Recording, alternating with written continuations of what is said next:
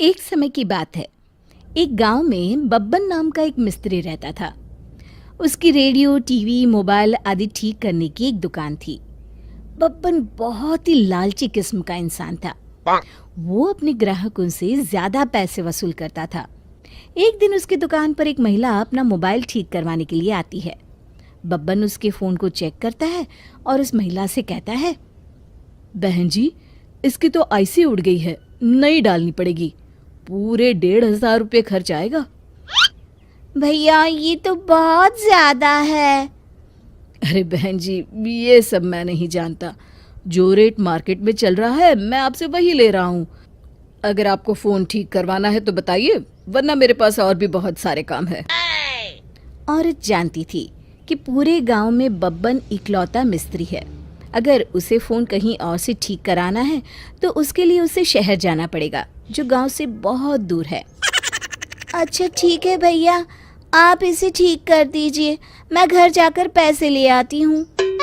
इस तरह बब्बन लोगों की मजबूरी का फायदा उठाकर हमेशा उनसे दुगनी कीमत वसूल करता था।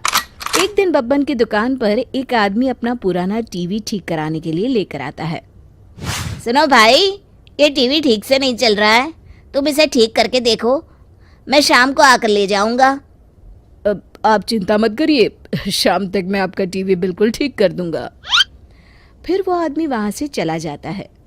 बब्बन का चेला छगन टीवी खोलकर देखता है और बब्बन से कहता है, उस्ताद, इसके अंदर एक तार कटी हुई है, उसे जोड़ देने से टीवी चालू हो जाएगी। अरे तू अभी नया है, तुझे कुछ नहीं पता। एक काम कर, इस टीवी की कोयल काफ़ी अच्छी है, उसे निकाल कर रख ले, हम किसी और टीवी में लगा लेंगे।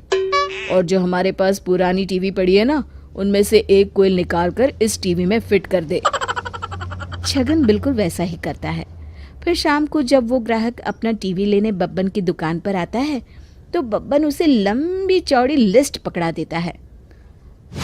अरे मर गया रे, अरे भाई ये क्या है, पूरे 2,000 रुपए का बिल, ये तो बहुत ज्यादा है।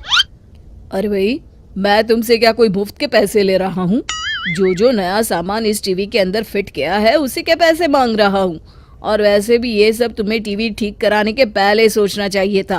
अब मेरा वक्त बर्बाद मत करो, जल्दी से पैसे निकालो और अपना टीवी लेकर यहाँ से जाओ, मुझे और भी बहुत काम है। मजबूरी में वो आदमी बब्बन को 2,000 रुपये देकर अपना टीवी वहां से लेकर चला जाता है। फिर एक दिन एक ग्राहक बब्बन की दुकान पर एक नए मॉडल का टीवी लेकर आता है। भाई जरा इस टीवी को चेक करना, तो ठीक से काम नहीं कर रहा है।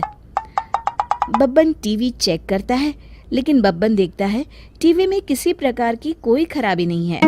फिर वो झूठ मूठ ग्राहक से कहता है, अरे साहब, ये तो कोई विदेशी कंपनी का टीवी लगता है, इसे बनाना तो काफ़ी महंगा पड़ेगा।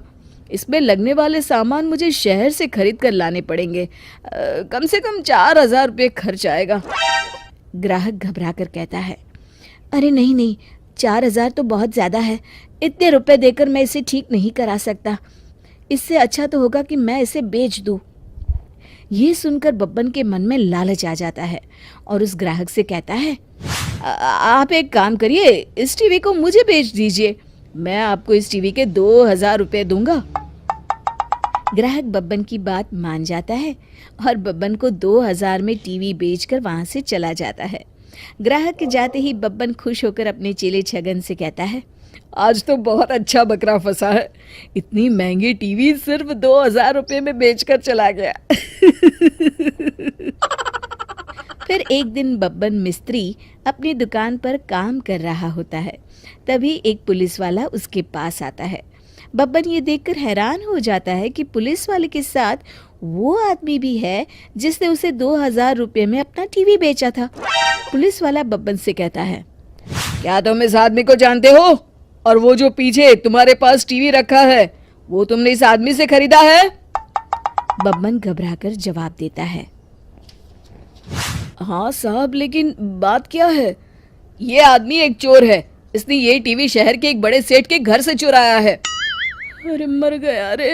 लेकिन साहब इसने मुझे बेवकूफ बनाकर मुझसे झूठ बोलकर ये टीवी मुझे बेचा है। मेरा यकीन मानिए इसमें मेरी कोई गलती नहीं है। मैं कुछ नहीं जानता।